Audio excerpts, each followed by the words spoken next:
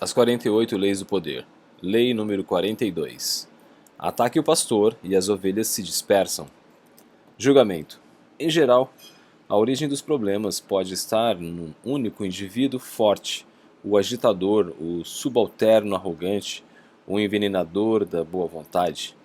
Se você der espaço para essas pessoas agirem, outros sucumbirão à sua influência.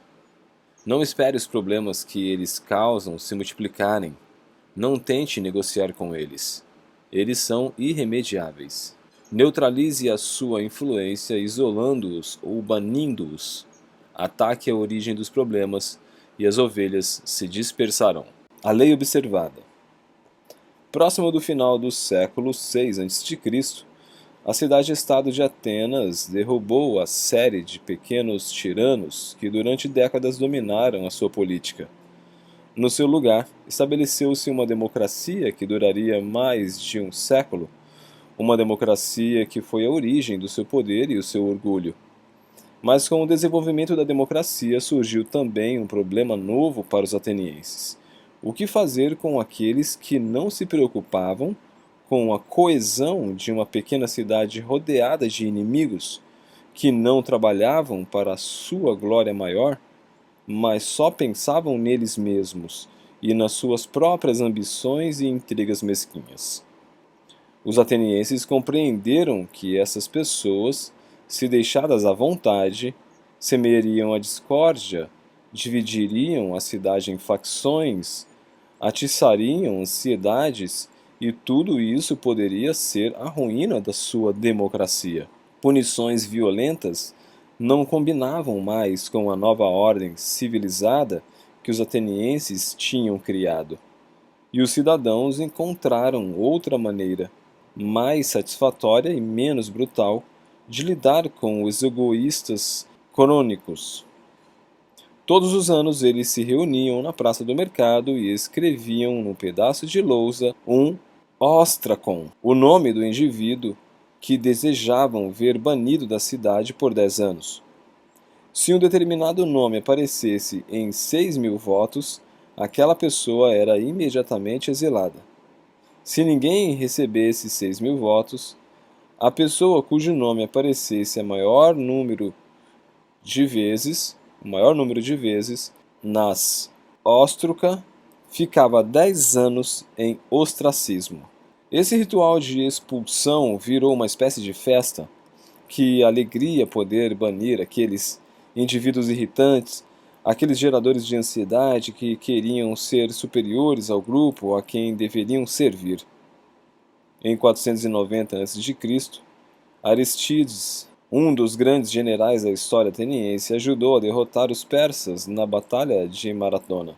Enquanto isso, fora dos campos de batalha, a sua integridade como juiz lhe granjeou o apelido de O Justo. Mas com o passar dos anos, os atenienses começaram a antipatizar com ele. Ele fazia muita ostentação dessa integridade, e isso, eles achavam, disfarçava o seu sentimento de superioridade e desprezo pelas pessoas comuns. Sua onipresença na política de Atenas começou a irritar. Os cidadãos se cansaram de ouvi-lo ser chamado de o Justo. Temiam que este fosse exatamente o tipo de homem, crítico, arrogante, que acabaria provocando fortes divisões entre eles. Em 482 a.C., apesar da inestimável perícia de Aristides na constante guerra com os persas, eles recolheram as ostraca e o baniram. Depois do ostracismo de Aristides, o grande general Temístocles surgiu como um principal líder da cidade. Mas as suas muitas honras e vitórias lhe subiram à cabeça. Ele também se tornou arrogante e autoritário, sempre lembrando aos atenienses os seus triunfos nos campos de batalha, os templos que tinha construído, os perigos de que os havia livrado. Ele parecia estar dizendo que sem ele a cidade estaria arruinada. E assim, em 472, o nome de Temístocles foi gravado nas óstraca, e a cidade se livrou de sua venenosa presença. A maior figura política do século V em Atenas foi, sem dúvida, Péricles. Embora várias vezes ameaçado de ostracismo, ele fugia a este destino, mantendo vínculos estreitos com o povo. Talvez ele tenha aprendido uma lição quando criança com o seu tutor favorito, o incomparável Damon, que sobressaía entre todos os outros atenienses por sua inteligência, habilidades musicais e retórica. Foi Damon que treinou Péricles na arte de governar, mas ele também sofreu o ostracismo, pois seu ar superior e seus modos ofensivos com os plebeus despertavam muitos ressentimentos. Lá pelo fim do século, vivia em Atenas um homem chamado Hipérbolo. A maioria dos escritores da época o descreve como o cidadão mais inútil da cidade. Não ligava para o que os outros pensassem dele e caluniava aqueles de quem não gostasse. Havia gente que se divertia com isso, mas o número dos que se irritavam era bem maior. E em 417 a.C., Hipérbolo viu uma oportunidade de deixar as pessoas com raiva dos dois principais políticos da época, Alcibíades e Nícias. Ele esperava que um dos dois fosse colocado em ostracismo e assim poderia ocupar o seu lugar. Sua campanha parecia ter chances de sucesso. Os atenienses não gostavam do estilo exibido e despreocupado de Alcibíades e desconfiavam da riqueza e do ar indiferente de Nícias. Parecia certo que um ou outro ia cair em ostracismo. Mas Alcibíades e Nícias, embora inimigos entre si, juntaram forças e conseguiram que Hipérbolo que fosse para o ostracismo. A sua chatice, eles argumentavam, só terminaria com o seu exílio. Os que padeceram no ostracismo antes dele tinham sido homens poderosos, formidáveis. Hipérbolo, entretanto, era um bufão medíocre, e com a sua expulsão os atenienses sentiram que o ostracismo estava desgastado. E assim acabaram com uma prática que, durante quase um século, tinha sido uma das soluções para manter a paz em Atenas. Interpretação. Os antigos atenienses tinham instintos sociais desconhecidos hoje em dia. A passagem dos séculos os embotou. Cidadãos, no verdadeiro sentido da palavra, os atenienses perceberam os riscos do comportamento antissocial e viram que esse comportamento com frequência se disfarçava assumindo outras formas. A atitude do que se julga mais santo do que os outros e silenciosamente procura impor os seus próprios padrões. A ambição cada vez maior às custas do bem comum, a ostentação da superioridade, a intriga silenciosa, a antipatia terminal. Algum desses comportamentos corromperiam a coesão da cidade, criando facções e semeando divergências. Outras arruinariam o espírito democrático ao gerar inveja e sentimentos de inferioridade no cidadão comum. Os atenienses não tentavam reeducar quem agia dessa forma ou reintegrá-lo de alguma forma ao grupo. Nem impunham punições violentas que só criariam mais problemas. A solução era rápida e eficaz: livrar-se deles. Em qualquer grupo, a origem dos problemas é uma só. Aquele sujeito infeliz, cronicamente insatisfeito, que sempre criará desavenças e contagiará o grupo com o seu mau humor. Antes mesmo que você perceba, a insatisfação já está disseminada. Haja antes que seja impossível resolver caso por caso ou saber como tudo começou. Primeiro reconheça os causadores do problema por sua presença autoritária ou por sua natureza lamurienta. Identificando-o, não tente corrigi-lo ou agradar-lhe. Isso só vai piorar as coisas. Não o ataque, direta ou indiretamente, pois são venenosos e trabalharão em segredo para destruí-lo. Faça como os atenienses. Exile-os antes que seja tarde demais. Separe-os do grupo antes que se tornem o olho do furacão. Não lhes dê tempo para gerar ansiedades e semelhar descontentamentos. Não lhes dê espaço para agir. Que sofra um só, para que o resto possa viver em paz.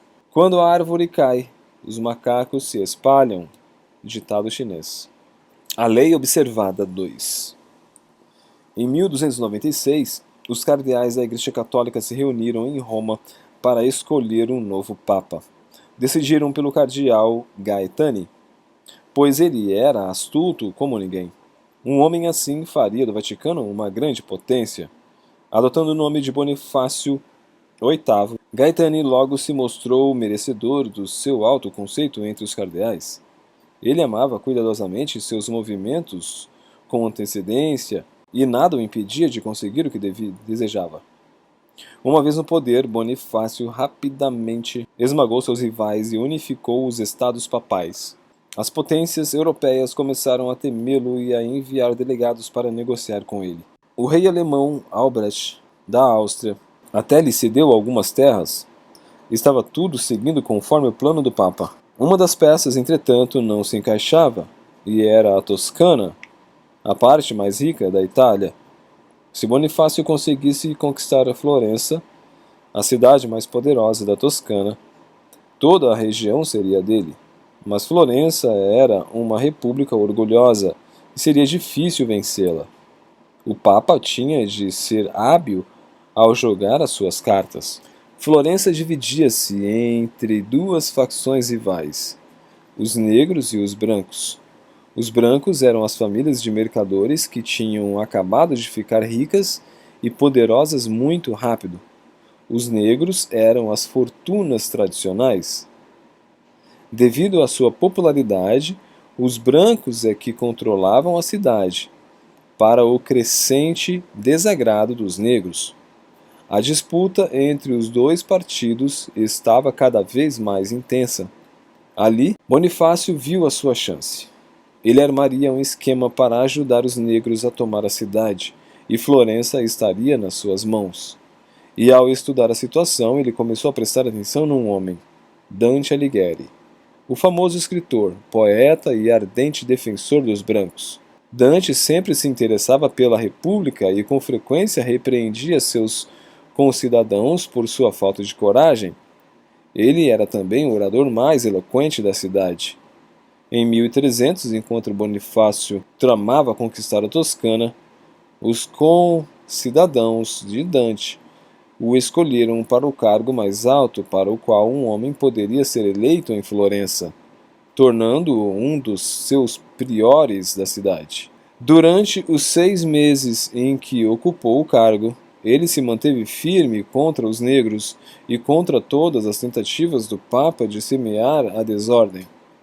Em 1301, entretanto, Bonifácio tinha outro plano. Convocou Carlos de Valois, o poderoso irmão do rei da França, para ajudar a colocar ordem na Toscana. Enquanto Carlos atravessava o norte da Itália e Florença tremia de ansiedade e medo, Dante surgiu rapidamente como um homem que poderia unir o povo, discutindo com veemência contra a conciliação e tentando desesperadamente armar os cidadãos e organizar a resistência contra o Papa e o seu príncipe fantoche francês. Seja como fosse, Bonifácio tinha de neutralizar Dante. E assim, mesmo que por um lado ele ameaçasse Florença com Carlos de Valois, por outro erguia o ramo da oliveira, a possibilidade de negociações, esperando que Dante mordesse a isca. E de fato, os florentinos decidiram enviar uma delegação a Roma para tentar negociar a paz. Para chefiar a missão, como era de se esperar, escolheram Dante. Houve quem avisasse ao poeta de que aquilo era uma armadilha do astucioso Papa para afastá-lo dali, mas Dante foi assim mesmo para Roma. Chegando lá, quando o exército francês parou diante dos portões de Florença, ele tinha certeza de que a sua eloquência e a sua razão venceriam o Papa e salvariam a sua cidade. Mas quando o Papa recebeu o poeta e os delegados florentinos na mesma hora, os intimidou, como já tinha feito com tantos outros. De joelhos diante de mim, ele berrou no primeiro encontro. Submetam-se a mim. Eu lhes digo que, verdadeiramente, meu coração não deseja outra coisa senão promover a paz entre vós. Sucumbindo à sua poderosa presença, os florentinos ouviram o Papa prometer olhar pelos interesses deles. Em seguida, ele os aconselhou a voltar para casa, deixando um dos seus membros para continuar as conversações. Bonifácio sinalizou que esse homem tinha de ser Dante. Ele falou com a maior polidez, mas, em essência, era uma ordem. E assim Dante ficou em Roma. E enquanto ele e o Papa continuaram o diálogo, Florença se dividia, sem ninguém para unir os brancos e Carlos de Valois, subornando e semeando divergências com o dinheiro do Papa. Os brancos se desintegraram, alguns defendendo as negociações, outros passando para o outro lado. Diante de um inimigo agora dividido em seguro, os negros facilmente o destruiriam em poucas semanas, vingando-se violentamente. Tão logo os negros se viram firmes no poder, o Papa dispensou Dante de Roma. Os negros mandaram que Dante voltasse para casa para enfrentar as acusações e ser julgado. Como o poeta se recusou, os negros o condenaram à fogueira se voltasse a pôr os pés em Florença. E assim Dante começou uma vida miserável no exílio, vagando pela Itália, desacreditado na cidade que ele amava, e nunca mais voltou a Florença, mesmo depois de morto. Interpretação. Bonifácio sabia que se tivesse um pretexto para atrair Dante para fora de Florença, a cidade ruiria. Ele usou um dos truques mais antigos, ameaçar com uma das mãos e acenar ao mesmo tempo com um ramo de oliveira na outra, e Dante caiu. Uma vez o poeta em Roma, o Papa o segurou ali o tempo necessário. Bonifácio conhecia uma das principais regras do jogo do poder. Uma pessoa resoluta, de alma rebelde, pode transformar um bando de ovelhas num covil de leões. Portanto, ele isolou o causador dos problemas. Sem a espinha dorsal da cidade para mantê-las unidas, as ovelhas rapidamente se dispersam. Aprenda a lição. Não perca tempo chicoteando em todas as direções o que parece ser um inimigo de muitas cabeças. Descubra quem importa. A pessoa com força de vontade ou esperteza, ou, o que é mais importante, com carisma. Por mais que isso custe, tire este indivíduo dali, pois uma vez ausente, os seus poderes perdem efeito. O seu isolamento pode ser físico, exilando ou mantendo-o longe da corte, político, estreitando a sua base de apoio, ou psicológico, alienando-o do grupo por meio de calúnias e insinuações. O câncer começa com uma única célula. Extirpe-a antes que se torne incurável. As chaves do poder. No passado, uma nação inteira era governada por um rei e um punhado de ministros. Só a elite tinha algum poder. Com o passar dos séculos, o poder foi se tornando cada vez mais difuso e democratizado. Isso gerou, entretanto, uma ideia muito comum de que os grupos não possuem mais centros de poder, que o poder está espalhado e distribuído entre muitas pessoas. Mas, na verdade, o poder mudou em número e não em essência.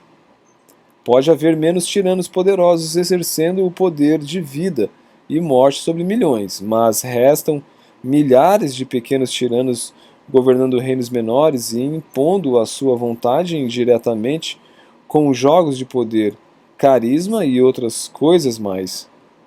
Em todos os grupos, o poder se concentra nas mãos de uma ou duas pessoas, pois nesta área a natureza humana não muda. As pessoas se congregam em torno de uma única personalidade forte, como os planetas giram em torno do Sol. Viver na ilusão de que esse tipo de poder centralizado não existe mais é cometer intermináveis enganos, desperdiçar tempo e energia e não alcançar jamais a meta. Gente poderosa não joga o seu tempo fora. Externamente podem colaborar com o jogo, fingindo que o poder é dividido entre muitos, mas, por dentro, ficam de olho nos inevitáveis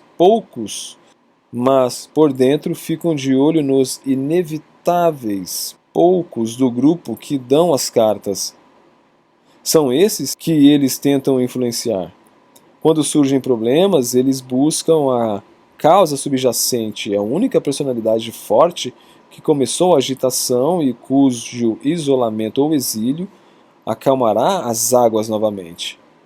Na sua prática de terapia familiar, Milton Erickson descobriu que, se a dinâmica familiar estava perturbada e disfuncional, é porque havia inevitavelmente um agitador, o gerador de problemas. Nas suas sessões, ele isolava simbolicamente esta maçã podre, fazendo-a sentar-se mais afastada, nem que fosse por alguns centímetros. Aos poucos, os outros membros da família passavam a ver a pessoa fisicamente separada como a origem das suas dificuldades. Uma vez reconhecido o agitador, apontá-lo para os outros será bastante útil. Compreender quem controla a dinâmica do grupo é importantíssimo. Lembre-se, os agitadores prosperam escondendo-se no grupo, disfarçando suas ações entre as reações dos outros. Torne as suas ações visíveis e eles perdem o seu poder de perturbar. Um elemento-chave nos jogos estratégicos é isolar o poder do inimigo. No xadrez você tenta encurralar o rei. No jogo chinês de Go, você tenta isolar as forças inimigas em pequenos bolsões, deixando-as imóveis e ineficazes. Quase sempre é melhor isolar os seus inimigos do que destruí-los. Você parecerá menos brutal. O resultado, no entanto, é o mesmo, pois no jogo do poder o isolamento significa morte. A forma de isolamento mais eficaz é quando você separa as suas vítimas de sua base de poder. Quando Mao Tse-tung queria eliminar um inimigo da elite governante, não o enfrentava logo. Trabalhava silenciosa e furtivamente para deixá-lo isolado, para dividir os seus aliados e afastá-los dele, reduzindo o apoio que lhe davam. Não demoravam muito para o sujeito desaparecer. Presença e aparência são peças importantíssimas no jogo do poder. Para seduzir, particularmente nos estágios iniciais, você precisa estar sempre presente, ou parecer que está. Se você fica desaparecido a maior parte do tempo, o encanto se desfaz. O primeiro-ministro da rainha Elizabeth, Robert Cecil, tinha dois grandes rivais, o favorito da rainha, o duque de Essex, e ex-favorito, Sir Walter. Ele deu um jeito de enviar os dois numa missão contra a Espanha. Com eles longe da corte, Cecil conseguiria envolver a rainha com os seus tentáculos, garantindo a sua posição como principal conselheiro e enfraquecendo a afeição dela por rei e pelo duque. Aqui aprendemos duas coisas. Primeiro, ausentar-se da corte é perigoso, e não se deve abandonar a cena em época de tumulto, pois essa ausência pode tanto simbolizar quanto induzir uma perda de poder, mas, em segundo lugar, atrair seus inimigos para longe da corte em momentos críticos é uma ótima manobra. O isolamento tem outros usos estratégicos. Ao tentar seduzir as pessoas, quase sempre é mais sensato isolá-las dos seus habituais contextos sociais. Uma vez isoladas, elas ficam vulneráveis a você e a sua presença se amplia. Da mesma forma, os trapaceiros procuram um jeito de isolar suas vítimas do seu meio social normal, conduzindo-as para novos ambientes onde não ficam mais tão à vontade. Ali elas se sentem fracas e são mais facilmente enganadas.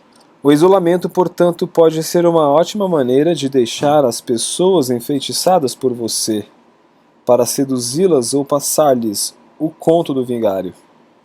Você encontrará com frequência gente poderosa que se alienou do grupo.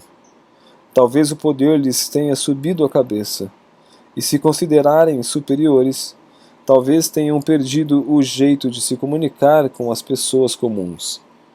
Lembre-se, isto as torna vulneráveis. Embora poderosos, esses tipos podem ser úteis. O monge Rasputin conquistou o seu poder sobre o czar Nicolau e a cesarina Alexandra da Rússia, aproveitando-se do tremendo isolamento em que os dois se encontravam com relação ao resto do povo. Alexandra, em particular, era uma estrangeira e bastante alienada dos russos comuns. Rasputin usou as suas origens camponesas para se insinuar e cair nas suas graças, pois ela desejava demais comunicar-se com os seus súditos. Uma vez no círculo íntimo da corte, Rasputin se fez indispensável e conquistou enorme poder. Partindo direto para o centro, ele mirou a única figura da Rússia que tinha poder. A cesarina dominava o marido, e descobriu que não precisava isolá-la, porque o trabalho já estava feito. A estratégia de Rasputin pode lhe dar um grande poder. Procure sempre pessoas em altos cargos, mas que se encontrem isoladas no tabuleiro. Elas cairão como frutas maduras no seu colo, facilmente seduzidas e capazes de lançar você mesmo ao poder. Finalmente, ataca-se o pastor porque isso desanima totalmente as ovelhas. Quando Fernando Cortés e Francisco Pizarro lideraram os seus pequenos exércitos contra os impérios Azteca e Inca, eles não cometeram o erro de lutar em várias frentes, nem se intimidaram com os números das tropas contra eles. Eles capturaram os reis Montezuma e Atahualpa. Vastos impérios caíram em suas mãos. Desaparecido o líder, desaparece o centro de gravidade. Não há nada em torno do qual girar e tudo se desmorona. Mire os líderes, derrube-os e procure as infinitas oportunidades na confusão que se seguirá. Imagem: um rebanho de ovelhas gordas. Não desperdice o seu precioso tempo tentando roubar uma ou duas ovelhas. Não arrisque a vida atacando os cães que guardam o rebanho. Mire no pastor. Atraia-o para longe e os cães o seguirão. Derrube-o e o rebanho se espalhará. Você poderá recolher as ovelhas uma por uma. Autoridade. Se esticar um arco, estique-o mais forte. Se usar uma flecha, use a mais longa. Para atirar num cavaleiro, atire primeiro no seu cavalo. Para pegar um grupo de bandidos, capture primeiro o líder. Assim como um país tem as suas fronteiras, a matança de homens tem o seu limite. Se for possível impedir o ataque de um inimigo, com um golpe na cabeça, por que matar e ferir mais gente do que o necessário? Tu Fu, poeta chinês da dinastia Tang, século VIII. O inverso. O mal que fizer a um homem deve ser de tal forma a não temer a sua vingança, escreveu Maquiavel. Se você agir isolando o inimigo, garanta que ele não tenha como lhe pegar na mesma moeda. Em outras palavras, se você aplicar esta lei, que seja de uma posição superior, para não ter nada a temer com o ressentimento dele. Andrew Johnson, sucessor de Abraham Lincoln, na presidência dos Estados Unidos, via em Ulysses Grant um membro perturbador do seu governo. Então ele isolou Grant, num prelúdio para forçá-lo a se retirar. Isso só fez irritar o grande general, que reagiu formando uma base de apoio do Partido Republicano e trabalhando para ser o próximo presidente. Teria sido muito mais sensato manter um homem como Grant no rebanho, onde seria menos nocivo, do que despertar o seu sentimento de vingança. E assim você verá frequentemente que é melhor manter as pessoas do seu lado, onde poderá observá-las, do que arriscar-se a criar um inimigo irado. Mantendo-as por perto, você pode ir secretamente reduzindo a sua base de sustentação de tal forma que, na hora de soltá-las, elas caiam feio no chão sem nem saber o porquê.